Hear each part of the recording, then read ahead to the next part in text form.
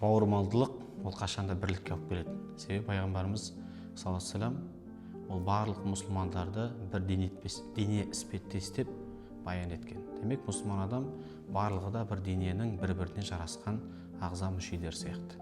Алла да Құранда айтады: Алланың жібінен жарбасыңдар да бөлінбеңдер деген. Мұсылман бауыр ол қашанда бірлікте болу керек. Қашанда бір-бірін құрметпен, сыйластықпен қарау керек. Ал бөліну ол қашанда бүлікке алып келеді. Ал бүліктің арты ол ешқашан жақсылық болмайды.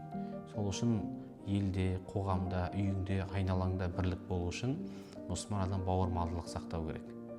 Бауырмалдылық ол бір бірліктің кілті.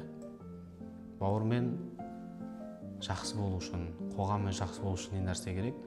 Адам қоғамға бір көркем мінезбен сыяды. Адам мінезін дұрыстау керек. Мінезі жақсы болу керек. Реніш, өкпе деген нәрсе мұсылманның бойында болмау керек. Тіпті біреуге ренжігеннің өзінде де бірінші барып кешірім сұрап, алдынан өту керек.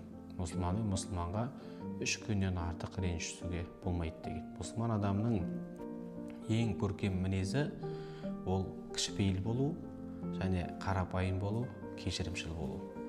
Осы мінездер адамның бойынан болатын болса, мұсылман адам қашанда бауырмалдылыққа үндейтін болады. Біреумен бауыр болдыңыз ба, шынайы бауыр болыңыз. Біреуді құрмет тұттыңыз ба, Алла разылығы үшін құрмет тұтыңыз.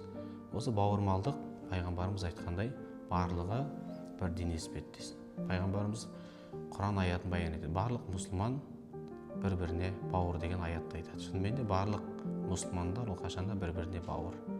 Ал бауырды ренжітетін болса, оның көңіл қалдыратын болса, ол дұрыс болмайды. Сол үшін дінімізде баян еткендей, бауырлар қашанда бірлікті ұстау керек.